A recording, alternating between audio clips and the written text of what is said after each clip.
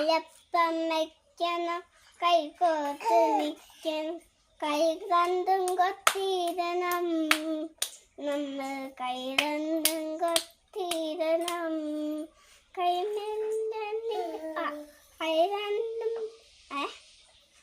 രണ്ടും കോർത്ത് മേലോട്ട് ചേർന്ന്